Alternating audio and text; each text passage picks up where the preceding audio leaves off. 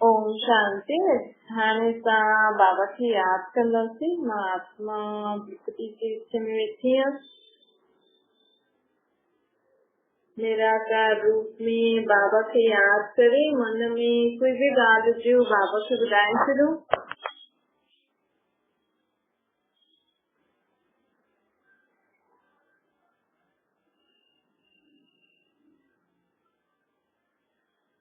आत्मा पंहिंजे बाप परमात्मा खे सभु मन जी ॻाल्हियूं ॿुधाए थी।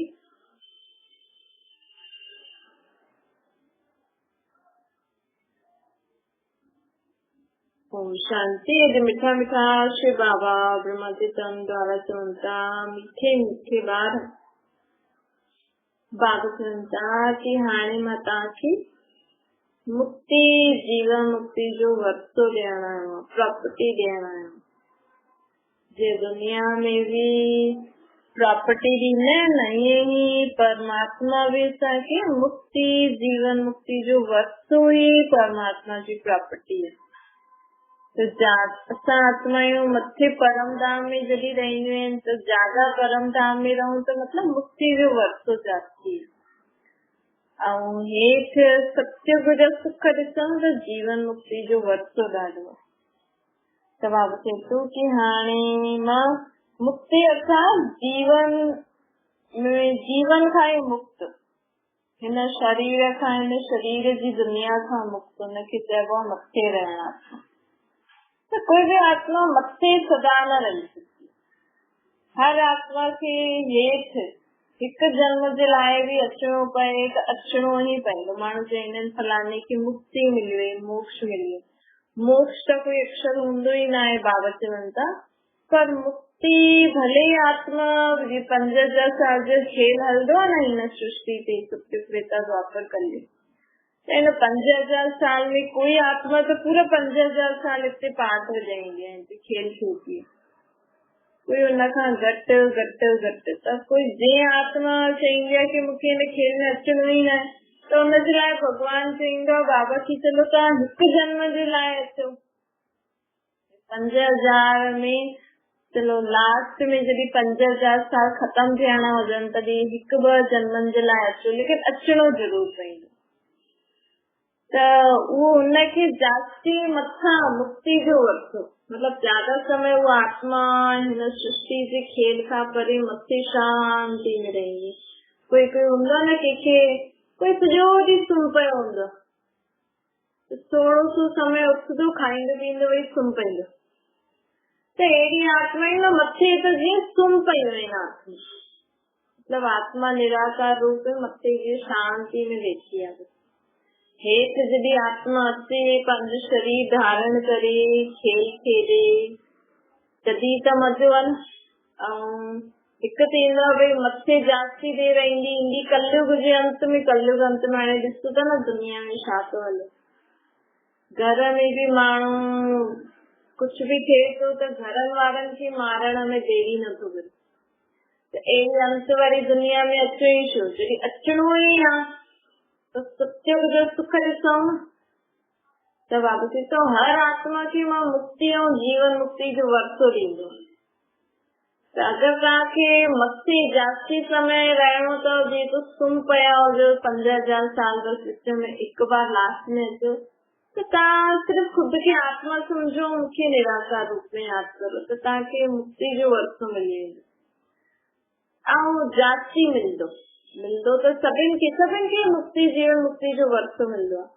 कंहिंखे ज्यादा मुक्ति जो, कंहिंखे ज्यादा जीवन मुक्ति जो। वो आत्मा जॾहिं भी हेठि ईंदी न, पहिरियों वो सुख जी दुनिया, दुख सुख जो पाठ वॼाईंदी। हाणे भी सम्झो जे आत्मा भगवान खे चयो भई मूंखे त जास्ती समय मथे रहणो, वो भले हाणे कलयुग अंत में हेठि ईंदी, लेकिन हुनजो हिकु जन्म में, हिकु ॿ जन्म में वो सुख भी ॾिसंदी त दुख भी ॾिसंदी।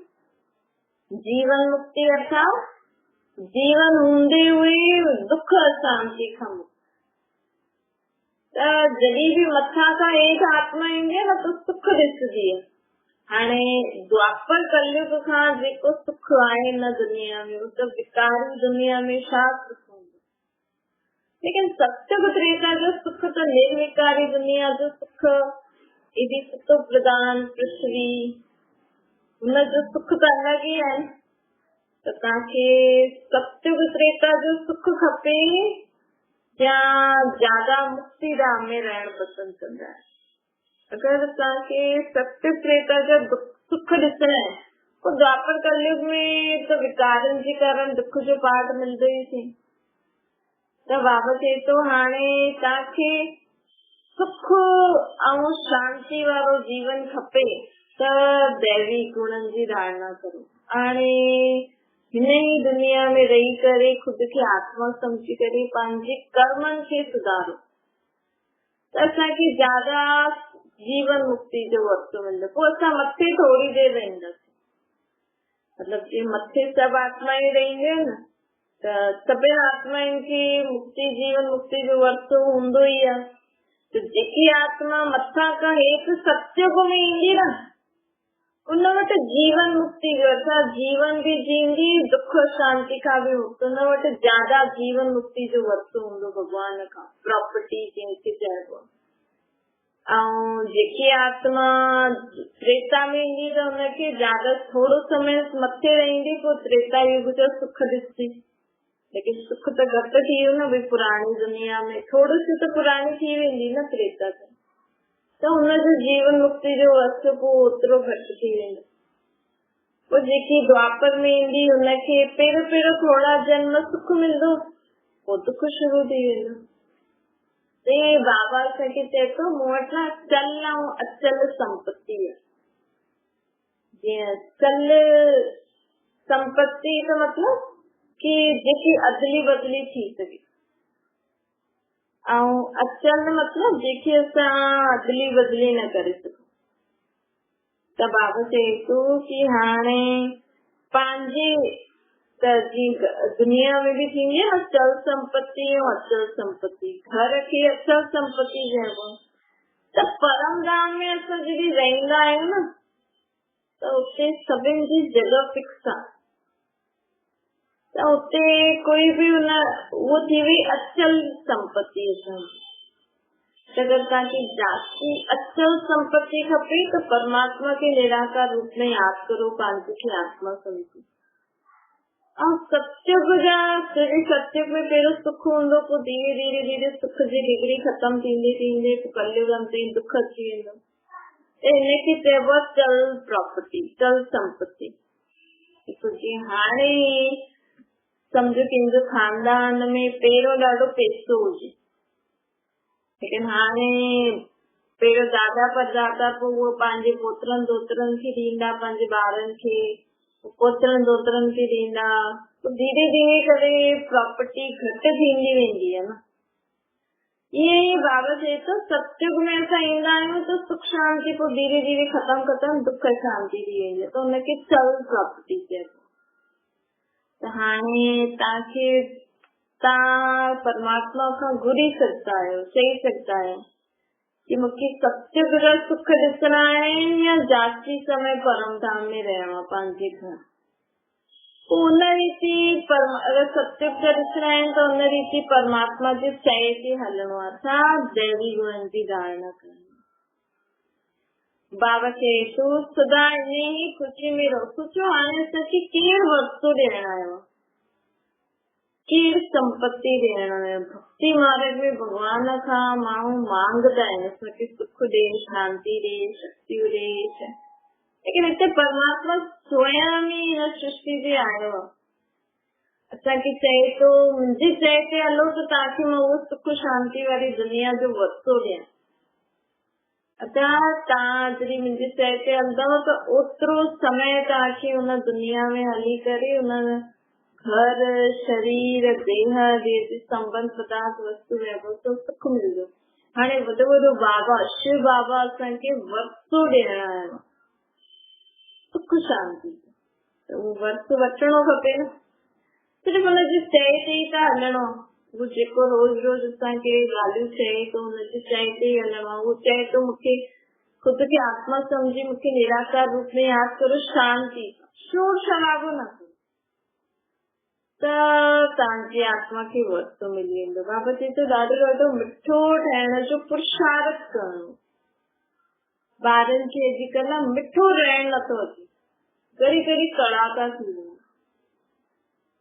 इन करे बाबा चए थो मिठो ॾाढो ॾाढो मिठो ठाहिण जी अभ्यास करणो, प्रैक्टिस करणी। रोज पंहिंजे में जाचो, अॼु मुंहिंजे जीवन में कड़ा ठाही, मां कंहिंसां कड़े रीति सां व्यवहार कयो, तो चेक करे पोइ खत्म करो। अॼु खां मां हिन ॻाल्हि में अॼु मां कड़ी थियमि न, कड़वी थियमि, कल्ह खां न थियमि, तो चेंज कंदे कंदे असां छा थी वेंदासीं, मिठा। बाबा बि चए थो असांखे कि अहिड़ी कोई बि असांखे जीवन में हाणे चलो हाणे ताईं त कयो कयो, लेकिन हाणे इहो ध्यानु रखो, जीअं असां ॿारनि खे शिक्षा था ॾियूं न, हूअं ई असां बि आत्मा आहियूं, सभी परमात्मा जा ॿार आहियूं। परमात्मा बि चए थो हाणे कि एॾो सावधानी सालो कोई अहिड़ो कमु न थिए जंहिंजे कारण मूंखे धर्मराजपुरी में सजा खाइणी पए। अगर थी भी तो वञे तो तुरंत परमात्मा खे यादि करे हुनसां माफ़ी मांगे छॾिजो, हुनखे ॿुधाए छॾिजो। ऐं अञा ताईं असांजे हिन जन्म में जो बि असां ग़लतियूं कयूं आहिनि यादि त हूंदियूं आहिनि न, पूरी पुराणी बचपन जी न, लेकिन जॾहिं खां बि यादि कयो सभु परमात्मा खे ॿुधाए करे हुनखां माफ़ी मांगे। और पिछले जन्म जी कीअं कटाऊं, हुन लाइ परमात्मा खे यादि करणो आहे कि मां पिछले जन्म में भी जो पाप करे आहियां न, हुनजे लाइ बि मां तव्हांखे क्षमा थी मांगा। तो हाणे त प्रैक्टिकल भगवान जे बारे में पतो आहे न, भगवान कहिड़ा मुंहिंजे आत्मा जो पीउ परम धाम में रहंदो आहे, हाणे हिन सृष्टि ते आयो आहे, हिन ब्रह्मा जे तन में। त हाणे हुन सम्झ सां अगरि असां हुन सां माफ़ी मांगंदासीं न त असांजी सजा घटि थी वेंदी। ऐं अञा ताईं त ठीकु आहे, लेकिन अॼु खां असांखे रोज अगरि कोई ग़लती थी थिए त तुरंत माफ़ी मांगणी खपे, न त धर्मराजपुरी में सजा खाइणी पवंदी। हुन सजा खां त बची वेंदासीं न। जेको माण्हू चईंदा आहिनि न कंहिंखे अगरि अंत में तकलीफ़ थींदी आहे त चईंदा आहिनि यमदूत आया आहिनि, अलाए हिनखे मारनि था, अलाए छा था कनि। त इहा असांजी आत्मा जा ई बुरा कर्म हुनजे साम्हूं हुनखे नज़र ईंदा आहिनि, जंहिंजे कारण आत्मा खे सजा मिलंदी है।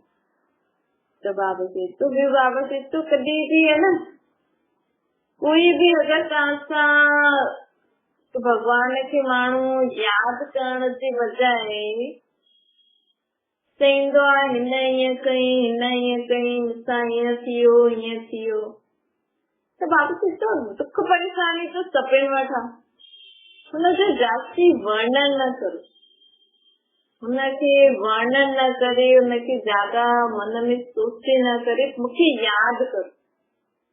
भई दुख सोचो, तव्हां अगरि तव्हांजे जीवन में कोई परेशानी ईंदी आहे त तव्हां घणनि ॼणनि खे ॿुधाईंदा, कोई तव्हांखे कुझु चईंदो ई आहे त घणनि ॼणनि खे ॿुधाईंदा, ॿुधाए करे पोइ तव्हां खुदि बि केतिरो बार सोचंदा हिन सां कुझु फ़ाइदो थींदो। त बाबा चए थो अहिड़ी वैसे बि ॻाल्हि थिए न थिए, लेकिन सदा मूंखे यादि कंदा रहंदा न त तव्हांजी आत्मा में शक्ति ईंदी। सम्झो कोई दुख परेशानी कोई परिस्थिति आई है तो हुनजो वर्णन न करे, ज्यादा हुनजे बारे में सोचे न, मूंखे यादि करो तो हुनजो सोल्यूशन भी मिलंदो। ज्यादा सोचण सां न जो सही निर्णय हूंदो न उहो असां परखी न सघंदा आहियूं, पोइ कुझु न कुझु ग़लति भी थी वेंदो। इन करे असांखे ज्यादा न सोचणो आहे, यादि करणो आहे परमात्मा खे, हुनजे साथ जो अनुभव करणो। बाबा चए थो ॾिसो जीअं जीअं असां दुख जी परेशानी जी ॻाल्हियूं सोचदा आहियूं उहो ई असांजे घर जो वातावरण थींदो वेंदो आहे। त हिन करे जेको बि तव्हां जीवन में सुठो अनुभव था करो, जेको भी तव्हांजे जीवन में सुख आयो, खुशी आयो, उन समय तव्हां छा तव्हांजी आत्मा खे अनुभव थियो उन। ऐं जेको भी माण्हू कॾहिं कॾहिं चईंदा न अॼु मूंखे सुबुह जो ॾाढो सुठो अनुभव थियो, मां परमात्मा खे यादि थी करा, भॻवान खे ईअं, पर माण्हू अखियूं बंदि करे कंदो न त भुलिजी वेंदो। लेकिन असां उहो ई अनुभव अगरि सॼो ॾींहुं यादि रखूं न, अखियूं खोले करे कंदासीं त सॼो ॾींहुं यादि रहंदो। त हुन सुठे अनुभव खे घड़ी घड़ी यादि करे, हुन ख़ुशी जी सुठी ॻाल्हियूं जेके बि हूंदियूं आहिनि उनखे यादि करे असां पंहिंजे घर जो वायुमंडल सुठो ठाहे सघंदा आहियूं। कई माण्हू चवंदा आहिनि कि हुन फलाणे गुरुद्वारे जो, फलाणे मंदिर जो वायुमंडल ॾाढो सुठो आहे, वातावरण ॾाढो सुठो आहे, लेकिन वातावरण वायुमंडल ठहींदो कीअं आहे? उहा असांजी सोच सां ठहींदो। त असां कॾहिं बि दुख जी पुराणी ॻाल्हियूं न सोचे करे सुठी सुठी ॻाल्हियूं सोचंदासीं न त असांजे घर जो बि वायुमंडल वातावरण ओड़ो थी वेंदो। जीअं असांजी सोच जे पाणी में पत्थर विझो त कीअं आसपास पाणी जी तरंगी ईंदी आहे न, त ईअं ई असांजी सोच जो असां सोचूं था न हुनजा बि वाइब्रेशन, लाइट चओ, किरणियूं चओ, उहा असांजे आसपास फैलजी। तंहिंजे करे बाबा चए थो सोचो त वैसे ई था, हुन दुख जी फीलिंग खे, हुन परेशानी जी फीलिंग खे घड़ी घड़ी सोचो था। तंहिंखां सुठो त सुठी ॻाल्हि कोई बि थी हुजे तव्हांजे जीवन में, कोई बि सुठो अनुभव, हुनजे लाइ सोचो त कम से कम सुठो त वायुमंडल थींदो। ॿियो बाबा चए थो ॾिसो माण्हू भॻवान खे यादि करण वेंदा आहिनि, लेकिन यादि न करे सघंदा, हुनजी बुद्धि हेॾे होॾे भटकदी रहंदी आहे। त इहे बि असांजा कर्म खोटा आहिनि। ॾिसो अगरि असां भॻवान खे, माण्हू खे यादि करण वियूं त हेॾे होॾे मन वेंदो, हेॾे होॾे बुद्धि वेंदी कि माण्हू सां अगरि असां ॻाल्हाइण वियूं, लेकिन भॻवान सां आत्मा जेके परमात्मा खे यादि करण वियूं था, पोइ हेॾे होॾे मन छो थो भटके, पोइ हेॾे होॾे बुद्धि छो थी भटके? छोकी परमात्मा सां उहो प्यार न आहे, उहो संबंध न आहे, उहो प्राप्ति जो अनुभव नथो थिए। ऐं ये सम्झ न हूंदी आहे कि भई भॻवान खे यादि छो कबो आहे, भॻवान केरु आहे, किथे रहंदो, हुनखे यादि करण सां छा थींदो? बसि माण्हू चवंदा आहिनि कि भॻवान दुख दूर कंदो। अगरि भॻवान दुख दूर करे त मन हुन में लॻल हुजे न, हुन समय बि, हुन समय सुख त सदा ई यादि रहे। पोइ त असां एॾो समय माण्हू वेही थो, पर बाबा चए थो इहे असांजा हिसाब किताब हूंदा आहिनि, असांजा कर्म हूंदा आहिनि, असांजी आत्मा जे कंहिंसां गॾु, त उहा आत्मा असांखे परमात्मा सां मिलण न ॾींदी। हुन आत्मा जा वीचार घड़ी घड़ी असांखे पंहिंजी तरफ़ खींचदा आहिनि। उहा भले असां साम्हूं न आहियूं, परे आहियूं, त बि घड़ी घड़ी हुन आत्मा जा वीचार ईंदा आहिनि, हिनखे चइबो आहे हिसाब किताब। अगरि असां ध्यानु न ॾींदासीं न अहिड़ी ॻाल्हियुनि खे, असां चऊं कि न हाणे त मूंखे बाबा खे यादि करणो आहे, बसि परमात्मा खे यादि करणो, त हिसाब किताब कटिजंदो वेंदो। पोइ असांखे उहा वीचार ख़्यालात न ईंदा आहिनि, पर माण्हू हिमत ई हारे छॾियो, पोइ हुनजे बहाव में हली वेंदो। हुन वीचारनि जे बहाव में न अचिणो खपे, भले केतिरा बि वीचार अचनि, तव्हां हुन वीचारनि सां हा हा न करो, तव्हां हुनजे बहाव में न अचो। तव्हां जे लक्ष्य सां वेठा आहियो, जंहिंखे यादि करणो, हुनखे यादि करो, पोइ धीरे धीरे उहो ख़तमु थी वेंदो। हिन सां असांजा हिसाब किताब चुकतो थींदा वेंदा, ऐं आत्मा सभु बंधननि खां मुक्त थींदी वेंदी। हिन समय आत्मा न ॾाढी बंधन आहे, पंहिंजे देह जे कारण, देह जे संबंधनि जे कारण, पदार्थ, वस्तु, वैभव, ॾाढी सारी चीजनि जे लाइ बंधन आहे आत्मा। सभु कुझु बंधी रखे थी, खुद ई बंधी रखे थी, मुंहिंजो मुंहिंजो चई करे। भगवान जे अॻियां चए थी तुंहिंजो तुंहिंजो, लेकिन वैसे मन में रखी वेठी आहे मुंहिंजो, मुंहिंजो शरीर, मुंहिंजो संबंधी, मुंहिंजी चीजूं। तो बाबा चए थो कि हे आत्मा, तूं त परम धाम में अकेली हुई है, तूं वटि त पंहिंजो शरीर बि न हुई। सभु त हिन सृष्टि ते अची करे तोखे शरीर मिलियो थी, देहदारी संबंधी मिलिया थी, चीजूं मिलियो थी, पर असल में त तूं आत्मा त अकेली हुई है मथे, मतलब बिना शरीर, बिना चीजनि जे मूंसां गॾु रहंदी हुई है। और बाकी सब ये भी देखिए आत्मा में, ये भी बिना शरीर से थोड़ी ये सब चीजें होंगी। तो इन सब चीजन में तो मोह शो रखी वेठा है। जीअं कोई चीज होंगी है ना, भाई पतो हूंदो आहे भाई ये चीज असांजी न आहे, असांखे सिर्फ यूज करणो, ठीक रीति सां यूज करणो, ईअं असांखे बि सम्झणो खपे भाई मां त निराकार आत्मा परम धाम जी रहण वारी आहे। मूंखे हिन सृष्टि ते खेल खेॾणो आहे, हिन लाइ मूंखे शरीर मिलियो आहे, ये गाॾी शरीर खाइण पीअण लाइ जेकी चीजूं मिलियूं आहिनि, शरीर खे ठीक रीति रखण लाइ जो चीजूं मिलियूं आहिनि, शरीर खे रखण लाइ जो घर, जो भी चीजूं मिलियूं आहिनि हिनखे सुम्हाइण लाइ, मूंखे बसि हिननि खे यूज करणो। ये भी सब आत्माएं आहिनि, मूंखे हिननि सां गॾु खेॾणो आहे। लेकिन आत्मा खेॾे कीअं थी, हिननि खे भी शरीर आहे। त असां सभु हिन चीजनि सां, हिन शरीर में वेही करे खेल था खेॾूं। जॾहिं बि असांजो खेल पूरो थी वेंदो त असांखे वापसि मथे वञणो। अगरि असां इहो अभ्यास करूं त असांजो झटि मोह निकिरी वञे, झटि असां निर्मोही थी वञूं। तो हिन रीति असांखे अभ्यास करणो कि माता आत्मा परम धाम जी रहण वारी, माता निराकार आहे। ये सब शरीर, ये सब चीजूं तो मूंखे खेल खेॾण लाइ मिलियूं आहिनि। हाणे मुंहिंजो बाबा चए कि बसि हाणे खेल खेॾी छॾियो, हाणे हलो। वैसे भी सब चीजूं पुराणियूं त थी वयूं, त बाबा चए तो हलो मां तव्हांजी सब चीजूं पुराणी थी वयूं आहिनि, सभिनि चीजुनि सां तव्हांखे दुख तो मिले न, शरीर जी बाकी सब चीजें जो भी यूज था करो, सुख भी आता दुख भी आ। तो बाबू जी तो हाणे मां तव्हांजे लाइ सब नई चीजूं ठाहे करे तव्हांखे ॾींदमि। हाणे हिन पुराणी चीजुनि खे छॾो, छॾे सघंदा है? हाणे भगवान चए तो ये पुराणो शरीर, पुराणी चीजूं, पुराणी जगह, पुराणी दुनिया, माण्हुनि खे त लॻे तो एॾा सुठा कपिड़ा, एॾा सुठा मॉल, एॾी सुठी गाॾियूं, एॾी सुठी दुनिया आहे। बाबा चए तो एॾी ये त कुझु बि न आहे, तव्हांजे लाइ त मां स्वर्ग जहिड़ी दुनिया ठाहिण आहे। उते त तव्हांखे 36 प्रकार जा भोजन मिलंदा, उते त तव्हांखे ॾाढा सुठा सुठा कपिड़ा पाइण लाइ मिलंदो, तव्हांजो शरीर भी ॾाढो सुंदर, तो प्रधान तत्वनि जो शरीर निरोगी। अगरि उहो चीज खपेव त इहे छॾणी पवंदी न, छो कि हिते ई त उहो चीज ठाहिणी आहे। कोई तव्हांखे चए पुराणो घर आहे, हाणे हिनखे तोड़े करे हिते ई नयो ठाहिणो आहे, त तव्हांखे नयो घर ठाहिण ॾींदासीं, लेकिन हुन बदिले पुराणो तोड़णो पवंदो। समझदारी कंहिंमें? हाँ ठीकु आहे, तोड़ो, हिते ई नयो ठाहिण शुरू करो। त उहे बाबा भी चए थो न कि हाणे पुराणो सभु कुझु तोड़णो आहे।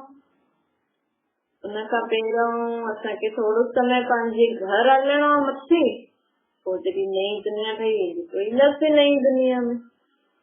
तो हुन दुनिया जे लाइ बाबा असांखे वक़्तु ॾियणो आहे। त अगरि हुन दुनिया में हलणो आहे त परमात्मा खे यादि करे हुनजे चए ते हलो, त असांखे बि हुन दुनिया में सुठो शरीर, सुठो घर, 36 प्रकार जा भोजन, सुठा सुठा कपिड़ा।